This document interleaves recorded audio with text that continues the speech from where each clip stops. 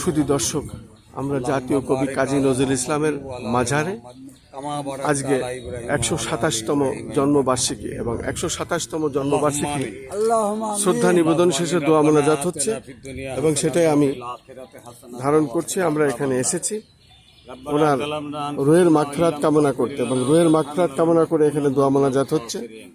জাতীয় কবি কাজী নজরুল ইসলামের মাজার এবং কবরস্থান আমরা দেখতে পাচ্ছি। নারী পুরুষ সম্মিলিতভাবে এবং বিভিন্ন ধর্মের মানুষই এখানে দাঁড়িয়েছেন, তারা দোয়া মোনাজাত করছেন। আমি দেখতে পাচ্ছি দোয়া গণমানুষ এখানে এসেছেন, গণমানুষের দোয়া।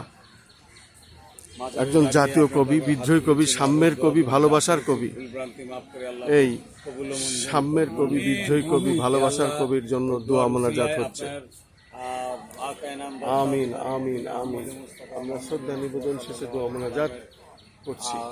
প্রত্যেক বছরের মতো এবারও আমরা এসেছি, যেহেতু আমরা জন্মদিন এবং মৃত্যুবার্ষিকীতে এসে থাকি। সবার পাশে পৌঁছায় দেন, খাস করে কাজী নজরুল ইসলামের আপনার রুহের মাগফিরাত আমরা কামনা করছি।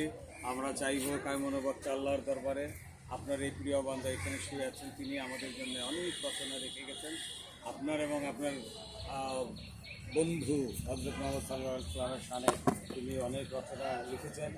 আমরা জাতীয় কবি কাজী নজরুল ইসলামের মাজারে আমরা শ্রদ্ধা নিবেদন শেষে দোয়া মোনাজাত চলছে। আমরা দোয়া মোনাজাত করছি জাতীয় কবি কাজী নজরুল ইসলামের মাজারে। উনি ইসলামের জন্য যে গজল এবং ইসলামিক সঙ্গীত উনি রচনা করেছেন, সেটা আসলে মুসলিম জাহানের জন্য একটি অনন্য। তাই আমরা ওনার জন্মদিনে আজকে ১২৭তম জন্মদিনে দোয়া মোনাজাত করছি। আমিন আমিন আমিন। তার যে ভূমিকা, কেউ কবিতা রচনা করে জেল খেটেছেন, এইরকম নজির পৃথিবীতে খুব কম।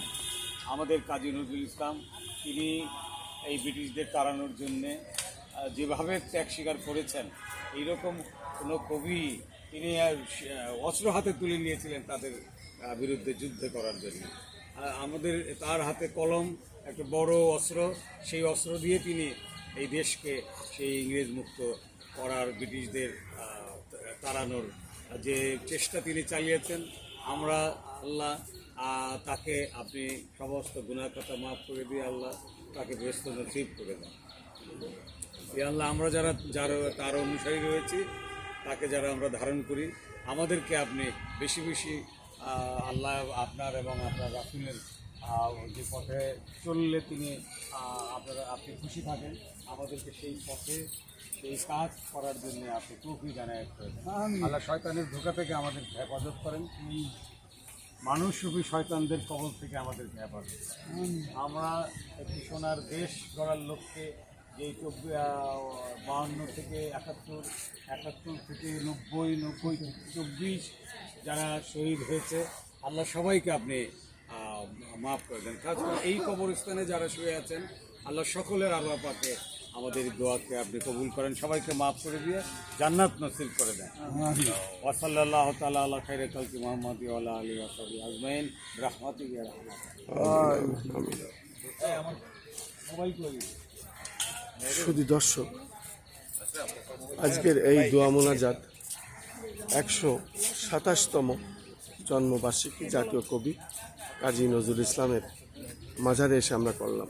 যে কবি, যার নামই ছিল দুখু মিয়া, হোটেল বয় থেকে শুরু করে এবং দ্বিতীয় মহাযুদ্ধের সময় অংশগ্রহণকারী সেই সৈনিক এবং বাংলাদেশের স্বপ্নদ্রষ্টা, সেই সাথে মুসলিম জাহানের একজন স্বপ্নদ্রষ্টা, যিনি ইসলামকে সামনে রেখে বহুত ইসলামিক গজল এবং ইসলামিক সঙ্গীত এবং বিভিন্ন ধর্ম বর্ণের মানুষের উপরে উনি সাম্যবাদী এবং মানবতা বজায় রেখে উনি এইসব কবিতা লিখেছেন, যেমন বিদ্রোহী কবিতা, সাম্যের কবিতা, এমনকি শিশু বাচ্চাদের নিয়েও অনেক কবিতা লিখেছেন, ইসলামিক গান গজল যা অগণিত।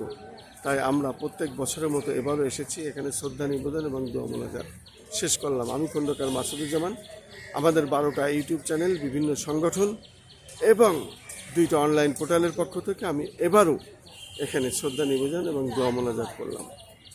আমিন আমিন আমিন।